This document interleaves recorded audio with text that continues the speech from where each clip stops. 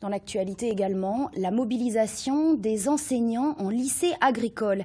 Ils étaient une vingtaine à se rassembler ce midi à Amiens devant la direction régionale de l'agriculture, de l'alimentation et des forêts pour exprimer leurs inquiétudes après l'annonce de réduction d'effectifs et de moyens. Élise Ramirez et Joséphine Klogner les ont rencontrés.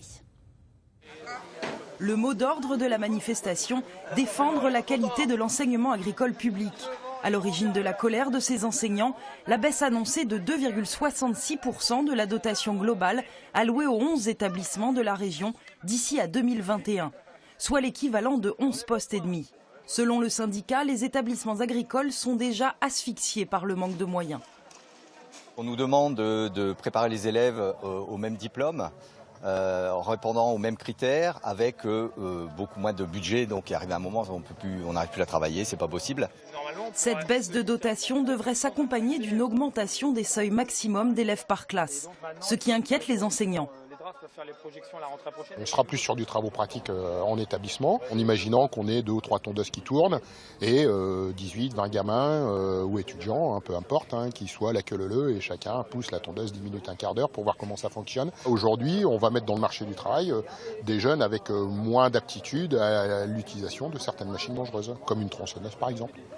À leur demande, les enseignants ont été reçus à la Direction générale de l'agriculture. Un entretien rapide, sans réponse satisfaisante.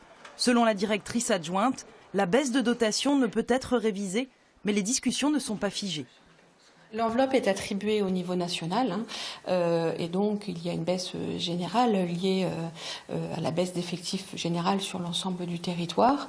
On peut travailler en accord avec les établissements et les organisations professionnelles pour répartir cette baisse de manière à adapter aux besoins du territoire nos formations. À la sortie des discussions, le syndicat a décidé de poursuivre l'action. Il devrait appeler tous les personnels des établissements agricoles publics des Hauts-de-France à boycotter les corrections et surveillances d'examen.